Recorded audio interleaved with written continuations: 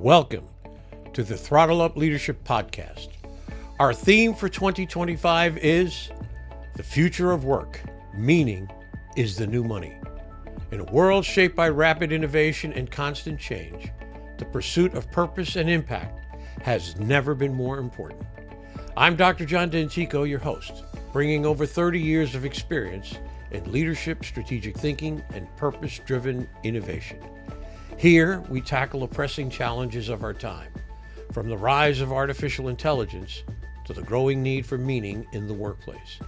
Together, we'll uncover how leaders can ethically integrate AI to enhance decision-making and keep humanity at the heart of their organizations.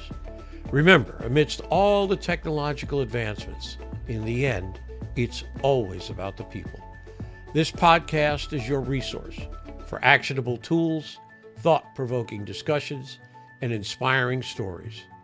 It's time to go beyond leadership development and focus on leadership impact, creating workplaces where people thrive, innovation flourishes, and meaning truly becomes the new currency. Thank you for joining me on this journey. Now, let's throttle up and dive into today's episode. Hello again and welcome to the Throttle Up Leadership Podcast. This is your host, Dr. John Dentico. With me today is Ken Miller. Ken Miller is a dynamic speaker, nonprofit strategist, and innovation leader whose work sits at the intersection of resilience, authenticity, and AI-driven transformation.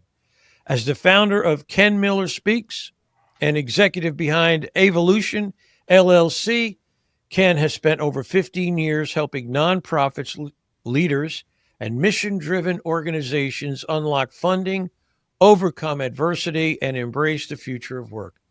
A certified fundraising executive with a deep background in nonprofit leadership and philanthropy, Ken has secured millions in grants, mentored rising professionals, and guided countless organizations towards sustainable growth.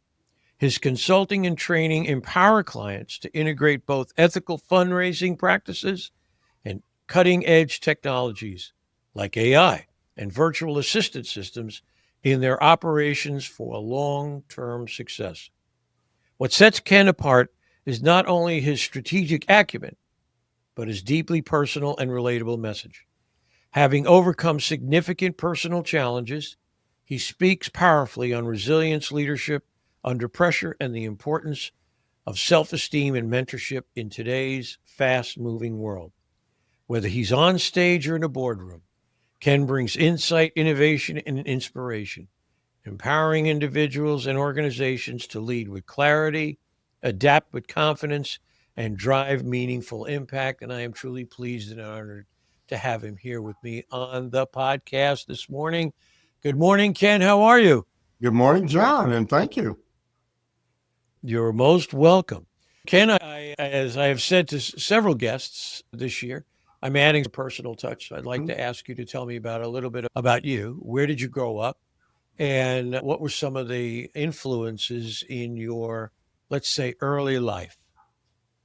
My early life, probably the number one influence is that I was a foster child. So I did my first 6 years as a foster child. I was put up for adoption at birth. And I was adopted when I was age 6 in New York, lived in the country. And then when I was 12 years old, I moved to Alaska. Alaska was very to my upbringing. I went to Alaska. I went to school there. I was a National Merit Scholar, what might call precocious.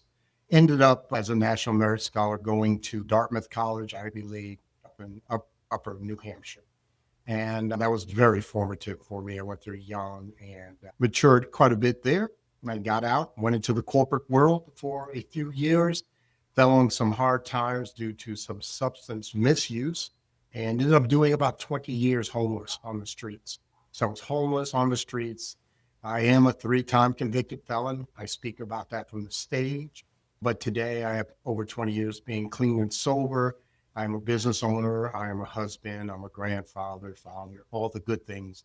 And I give back to my communities. And then I also, again, run work companies. And I'm just happy to be on this podcast and happy the opportunity to maybe share some of my experience and some of the things that I see coming down the line. God bless you, Ken. I mean, Thank you. that's God bless you. And I love great comeback stories. I think the world loves them. I have been honored and pleased and privileged to have some amazing guests on my show. I've had two convicted felons in addition to you who spent 2 years in jail each, got mixed up with drugs. They were high flyers. One was called the Whiz Kid of Wall Street when he was a very young man. Got mixed up with the wrong people and the drugs. Went to jail for 2 years. Each one of them I can think of, I can see their faces, told me that jail saved their lives. They came back out and really took on the challenge of reinventing their lives.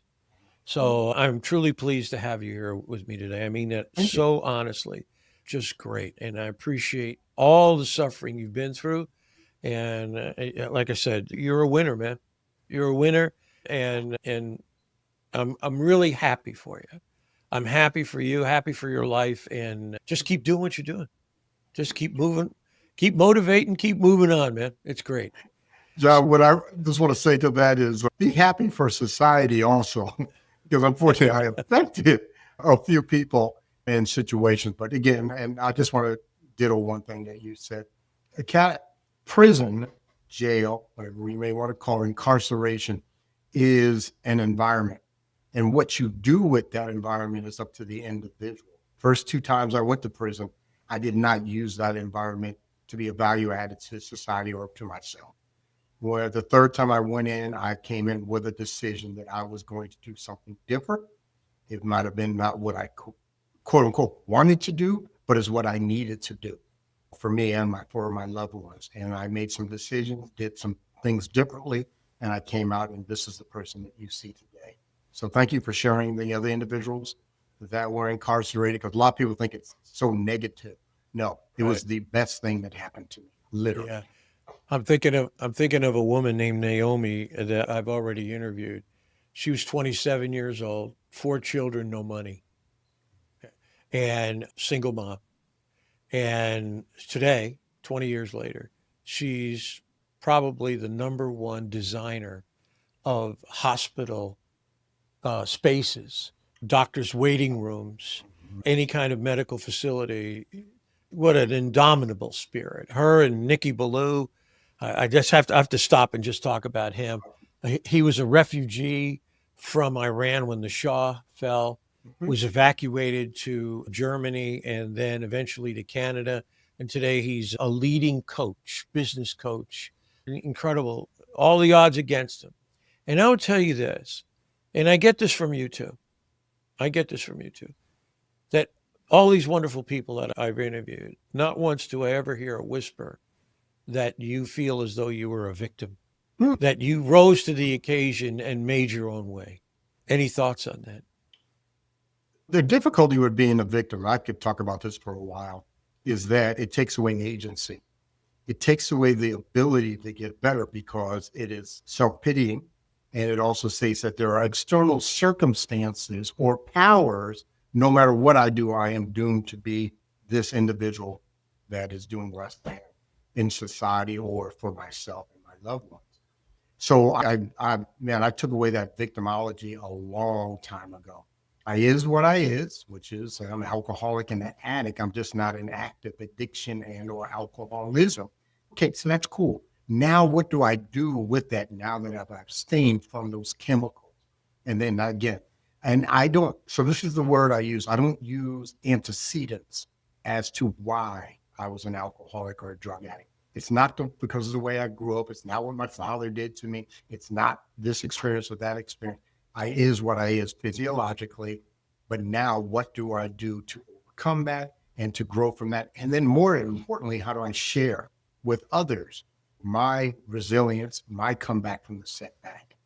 And that's what I do. So yeah, you touched on a subject I could again speak for a while. The key thing is it allows me to have agency in my life and allows me to take responsibility and accountability for my circumstances and my ability to react to what I call the vicissitudes of life, the ups and downs of life. Life is life, and we will be confronted with things.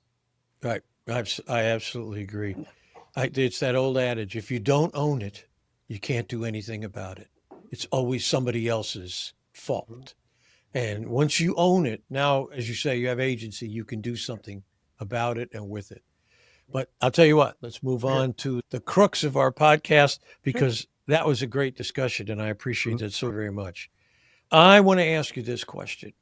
You're at the forefront of integrating AI into nonprofit and business operations.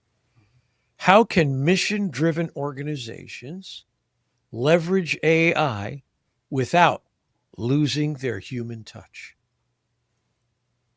They're actually two different worlds. So we're talking about mission-driven organizations. So let's talk about nonprofits. I am very involved in the nonprofit world. Been in for 15 years. To be a nonprofit, you have to have a mission.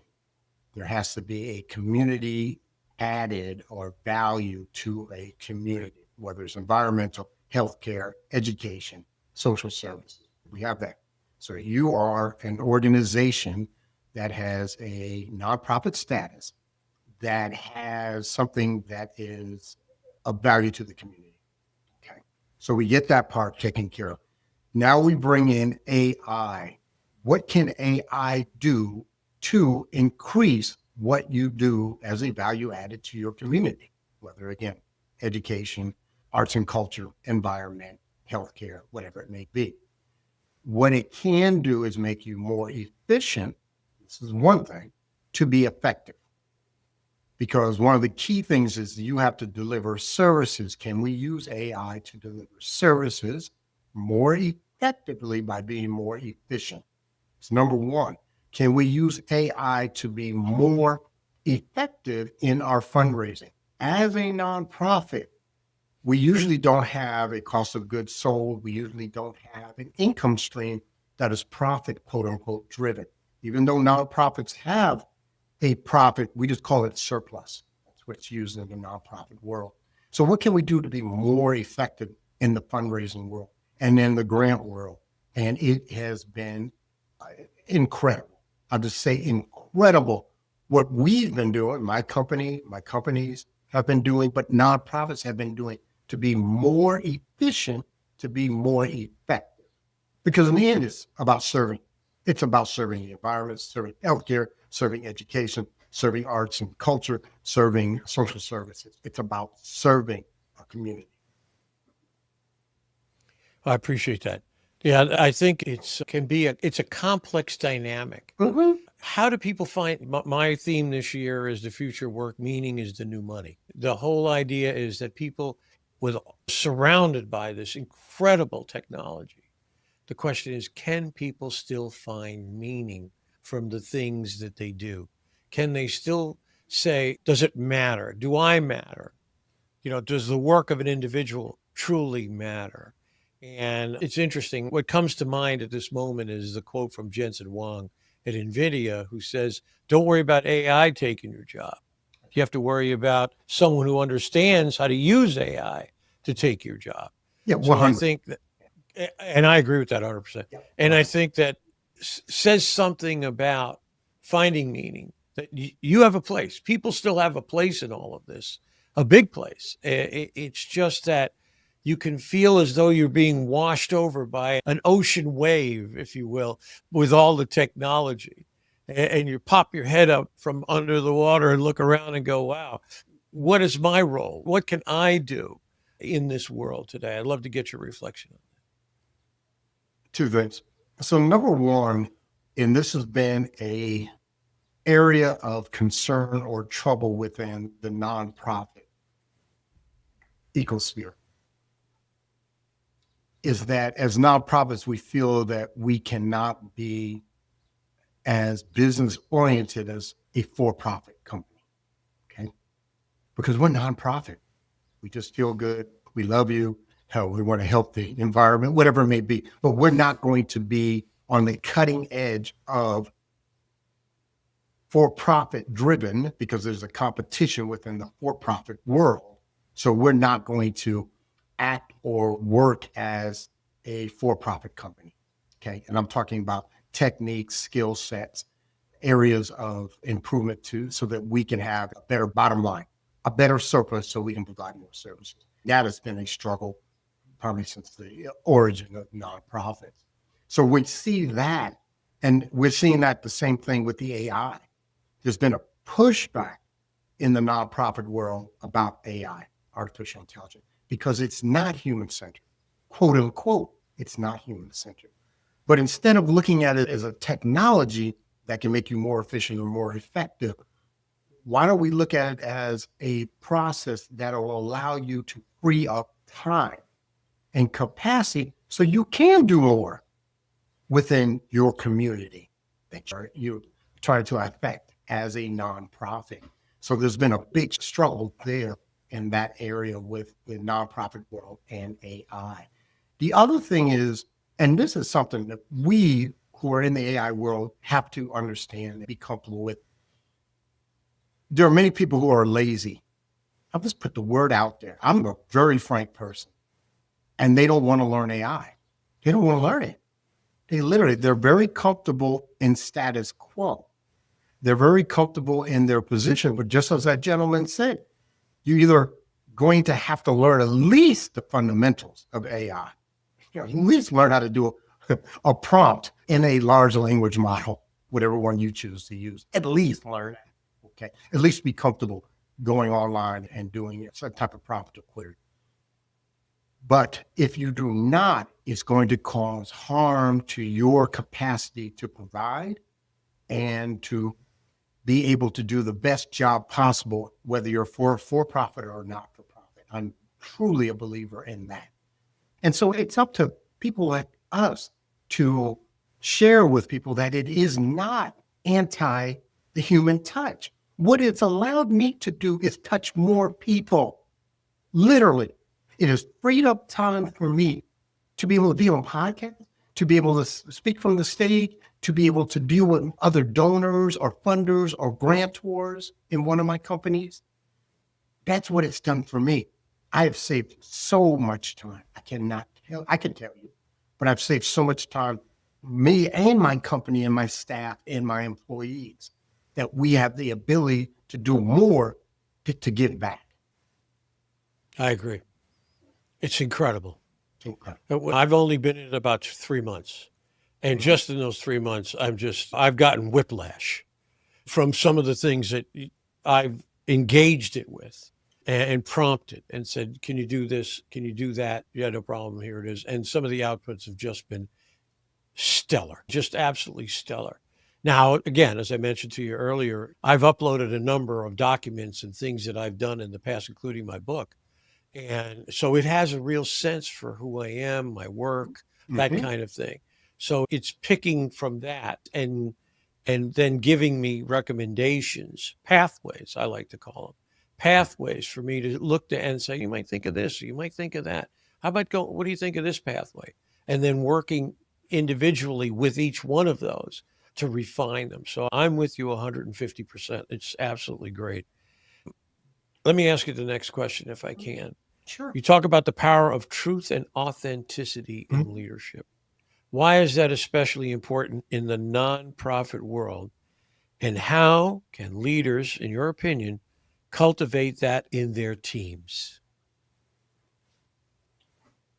Great question. So give me 1 second to think on that.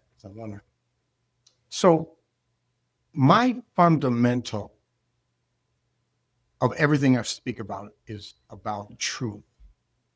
Now, truth is an interpretation from the individual. I understand that. But there also are facts. There also are inviolable truths to the world. There's a thing called, if you jump off a bridge, there's a thing called gravity. You may believe you can fly, but you can't. Okay? Truth is the underpinning to, I believe, great leadership is one of them. But there's a real important part. So I always talk about, I teach and taught for years on fundraising. And I said, there's only two things in fundraising: content and delivery. Content and delivery. So as a leader, I have a content. This is my content that I want to explain to the team, the staff, the community, whoever it may be. But I also have to deliver it. Okay. So I have a truth, but I have to share that so they have the vision They have the goal, they have the aspiration. We can call it the mission statements, we can call it the company philosophy, whatever we may. But I have to instill that through communication, whether it's verbal, whether it's through email, whether it's whatever way we do a company meeting. And the importance is that I am grounded in truth. The other thing is, it's just so important. And one of the things I was just speaking yesterday in another city, and I was talking about setting a premise that then we can operate off of. And what I mean by that, setting what I believe as the leader of this company is the truth or the facts. And then allowing people, and this is one of the keys, I think, of great leadership, is not to have a lot of secrets, if not any, within HR constraints, legal restraints. But to say, this is where we're at, good, bad, or indifferent, but this is the truth. So now that we have that out, now we can make decisions based on everybody being on the same page, knowing where we are at. And so even nonprofit, for-profit, family, all worlds, I believe, need to be grounded in truth. Because what is the opposite? What is the antithesis of that? And a big one on this, the power of the secret, and how dangerous the power of the secret is. Because you're operating on a certain amount of information, and they're operating on information that is not the same, because you have the secret. You have that power of that secret. We can talk about as an individual, we can talk about our past, but we have these secrets that I think, at least in my experience, hold me back. And when I let go all my secrets, I have no secrets. Literally, John, I have no secrets. Okay? I speak from the stage about things that you wouldn't believe an individual could speak to. I'd speak to it because I took away that power to shame me, to make me feel less than. Yeah, I think people don't understand that. I think people don't understand once that's out in the public, in many respects, then you bring such a presence, you bring truth, you bring that ability that it almost, what's the word I'm looking for? It can be intimidating many times for people who have secrets, who are keeping secrets. It's amazing. I can remember, I remember years ago, I was at a dinner with some people. A friend of mine invited me to go to dinner. And I was going through a rough time during that, a really rough time. And just very down about a lot of things. I was actually working on my doctorate at the time. And it was a nice time at this dinner. And some person asked me, tell me some of the things you do, or what are the things? And I said, I journal a lot. At that time, I was doing a lot of journaling, really trying to get it out, as they say. As my friend once said, it's emotional vomiting, where you're just getting rid of all the poison, in a manner of speaking. And it was a woman, and she was just aghast at this. She said, I could never write down what I truly believe or what I truly think. So here is a person who, in fact, must have had, I'm just making a guess here, a lot of secrets that they never wanted to be forthcoming about. And I thought it was sad to me at that time. It's very sad. It's very sad. So I'd love to get your reflection on that. Oh, I love that. I talked about it yesterday. The difficulty and the reasons why we have secrets is if you knew my truth, you wouldn't like me. If you knew my truth, you wouldn't associate with me. If you knew my truth, you wouldn't do business with me. If you knew my truth, you wouldn't remain married to me or be my partner. If you knew my truth. So what we're looking for is external validation of who I am, but you don't get to know the whole me. My wife knows every single thing I've ever done. Talk about negative or bad. Remember, I'm a 3-time convicted felon, so I've done some bad.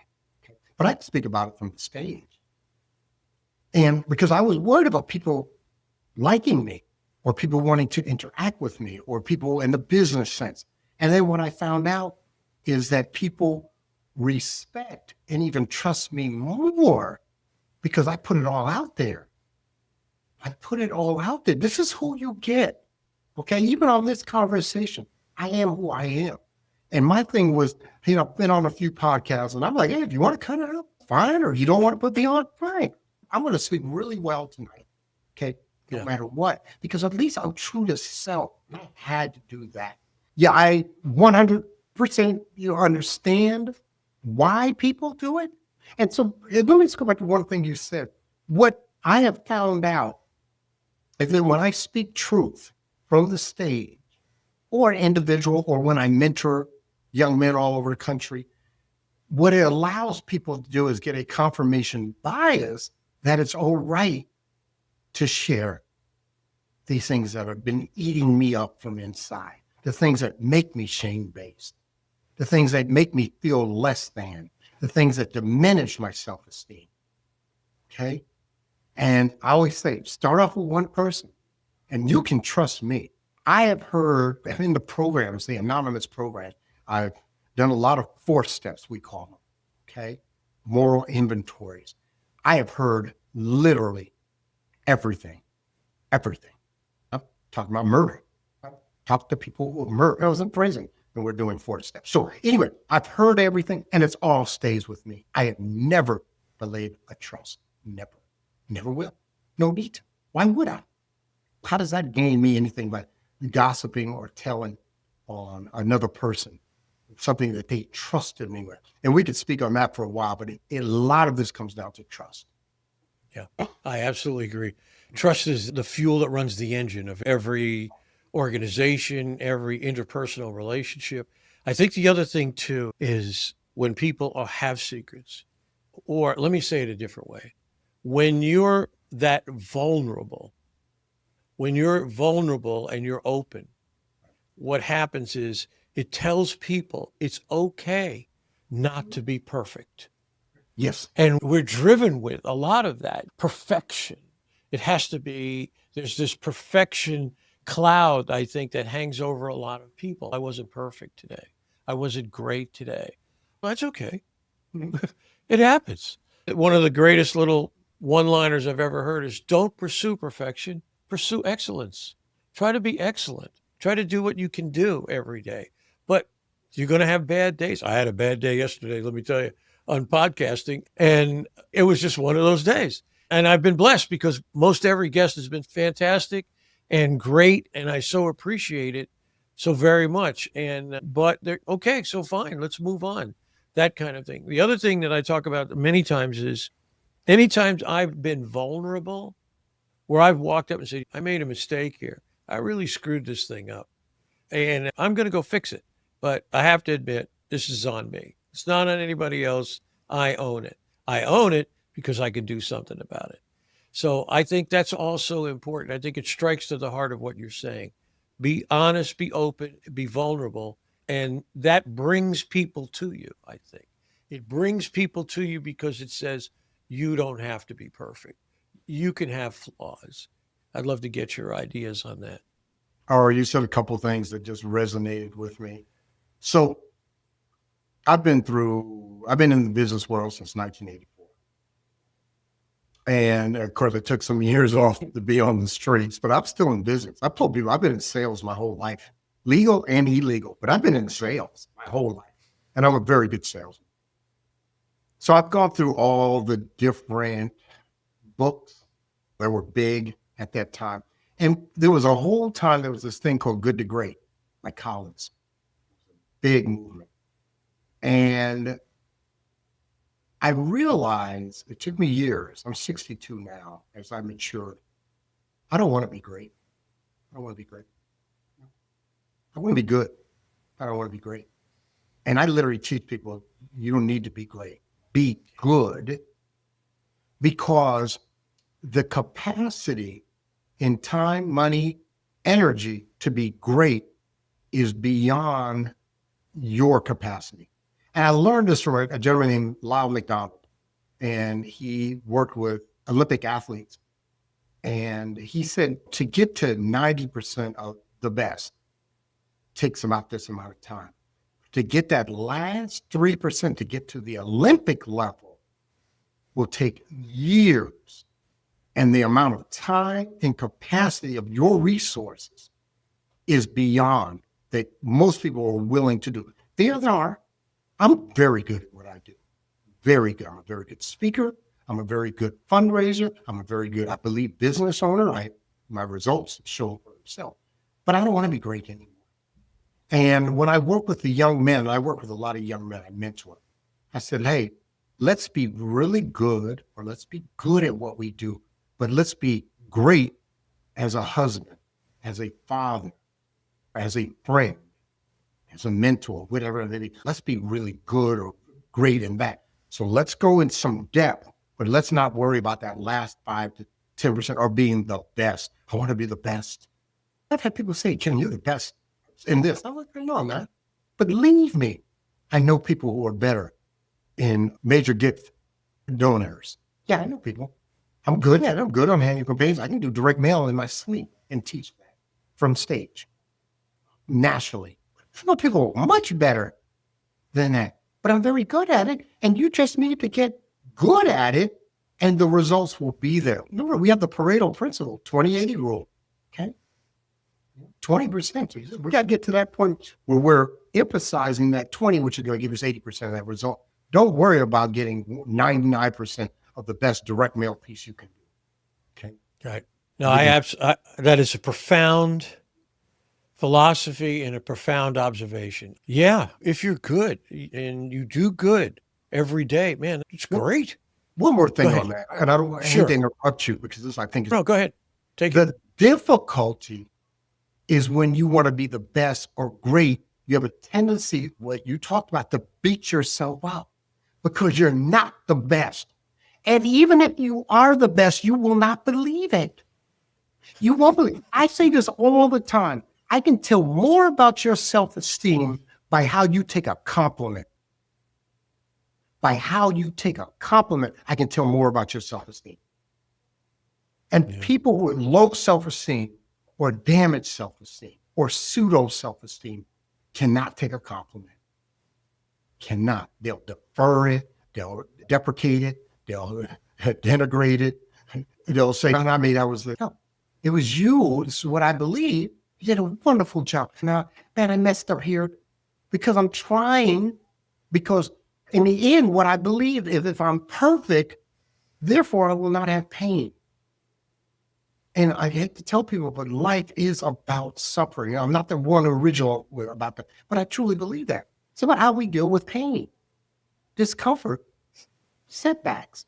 It's really how we deal with that. Because I will guarantee you 100% you will have pain. And what a gift that is from God. But I can go on, that's a whole other subject.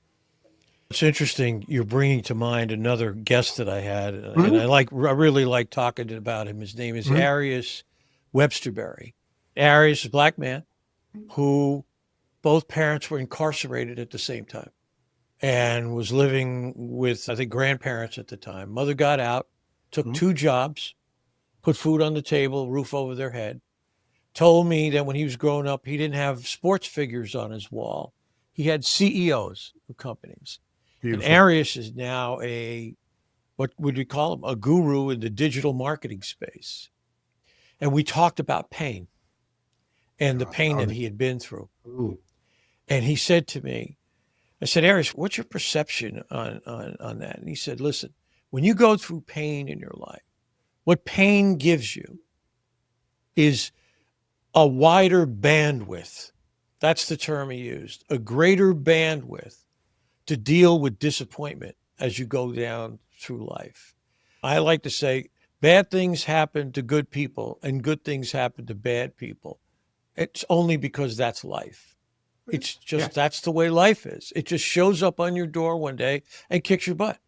It just says here, it just shows up, and you've got to be prepared to deal with these downturns in a way that says, again, the old story of it doesn't matter how many times you get knocked down, it matters how many times you get up and how many times you can forge through these difficult times. I'm with you on authenticity and vulnerability as well, to be open and, in a sense, welcome and to admit your imperfections. So anything you want to come back with on that? Yeah. There's so much. Ken, I love this conversation. A couple of things. I am based on strength. When I did a workshop with a guy named Marcus Buckingham, and it was called Strength Finders, and we were talking about strength. And I'd always been knowledgeable about strength because I've always been a study of military history. I've always said military history is like the most real thing in the world, in our society, because what you're playing for is your society, your kinfolk, your womenfolk. So people take it very seriously, warfare. And what we have realized over the centuries of warfare is that it is better to emphasize your strength than to be as concerned about your weaknesses on your flanks or whatever it may be in the battle line. And so when I work with the guys I work with, and for me, I emphasize my strengths.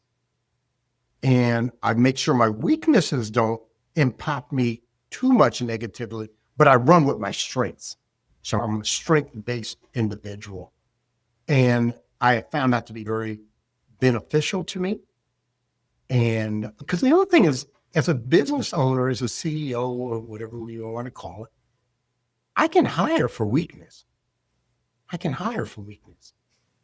And I do.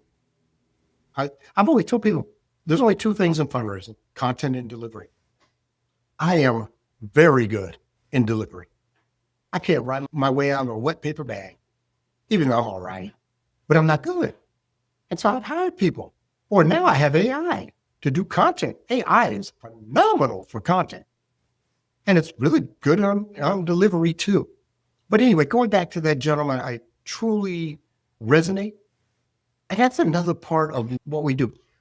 One of the things that we want to do when we're transparent, one of the things that we want to do when we share truth is that we are also looking for confirmation. But how can we get confirmation unless we put it out there? Okay, this is the direction I want to go. What does the board think? And the board will give you feedback. I'm talking about the board of directors. I've been on a lot of boards. What do you guys think? And then there are people who agree. There are people that disagree. And I'm very much a person of consensus. I am a consensus type of leader. And unless I, from my experience, strength, and knowledge, have to make a decision from the level that's in opposition or different than the consensus, it's rare, but that's super rare. Okay, if that's what because you guys are the ones that are going to implement it. You're the team leaders, you're the management. So anyway, I'm one of consensus. But anyway, I agree with that gentleman.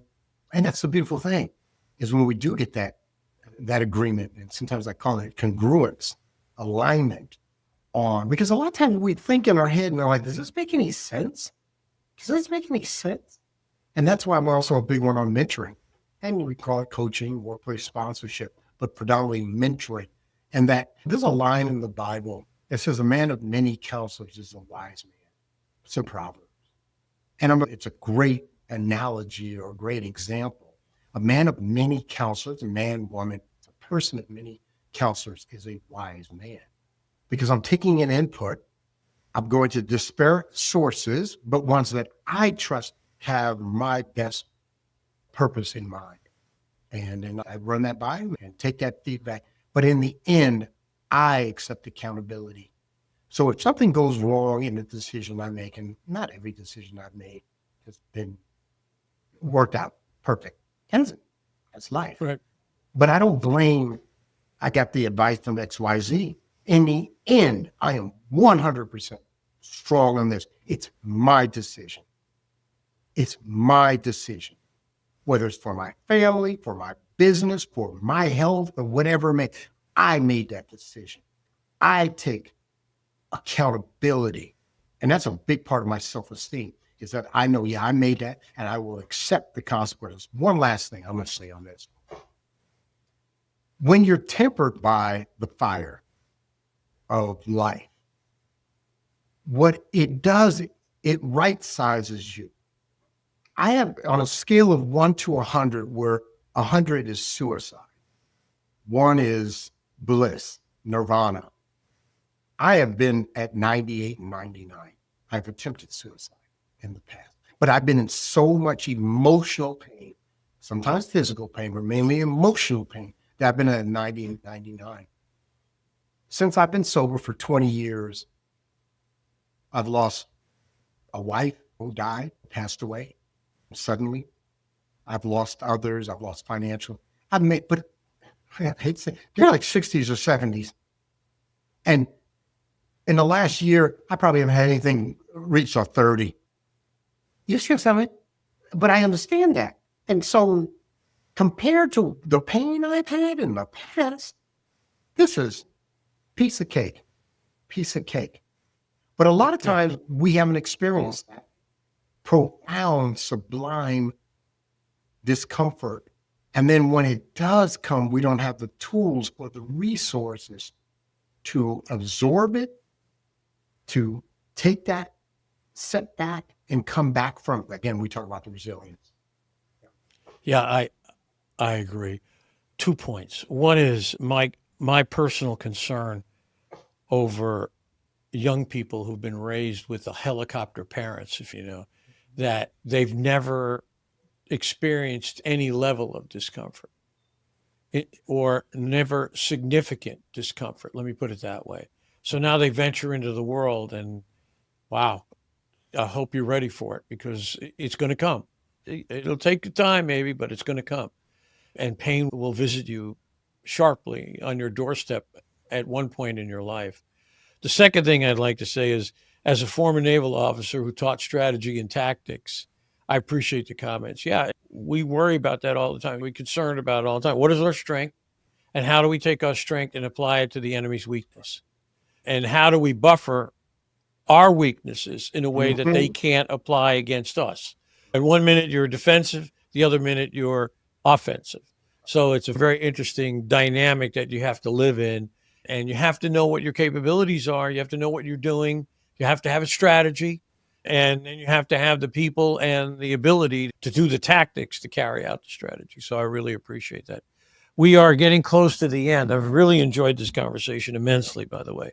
It's been great. But we're getting close to the end. I want to ask you just one last question, and then you can take it where you want. In the world that you live in now, the things that you do in the AI, in not-for-profit, what is your particular hope for the future? First of all, let me say this. I love AI. Why do you love AI, Jim? One of the reasons why I love AI does not care if you're a 3-time convicted felon. Yep. That's exactly right. It doesn't care if you're a Black man or an Asian female or ... It doesn't care. You have the same capabilities to use it effectively, no matter what your background is. And if anything, it doesn't care that you went to an Ivy League school.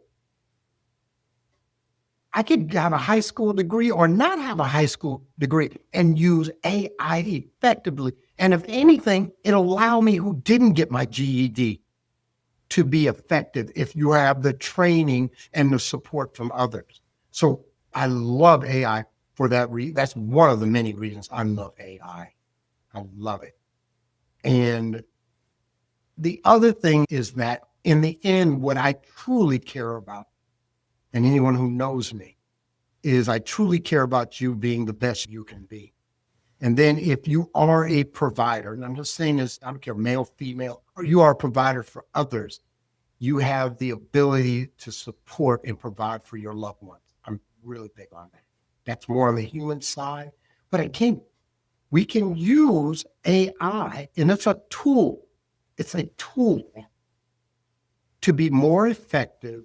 Therefore, we can do more to free up time and provide financial support to our loved ones. I mean, that's taking it to another level, but yeah. And you can live a much more robust in that sense as well. Mm-hmm.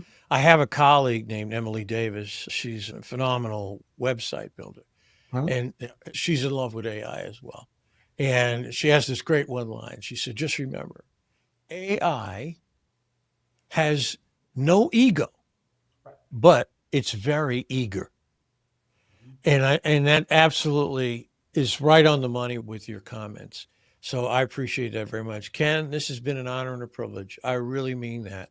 And I'm so glad we connected today for this podcast. I wish you, your family, and all your associates the greatest success in life in everything that you do. Great health to you as well and to them. And I can't thank you enough for being here with me today on the Throttle Up Leadership Podcast. Thank you. I just want to say one more thing. Number one is to thank you. Number two is that I have a book coming out, my first book. We call it Becoming Ken, a Black Man's Journey from the Ivy Leagues to the Penitentiary and Back Again. That is being released May 19th. And I love to speak. And many times I speak for free. I just want to share a message of hope, resilience, and coming back from the setback. And thank you to platforms like this to allow me, 3-time convicted, 62-year-old Black man up in Bellingham, Washington, just to share a little bit of his truth. So again, thank you. Thank you, man. God bless you. And send me the link and I will put it on the episode when I put it on LinkedIn and when I distribute it so that people can take a look at your book. Awesome. Thank you so very much again.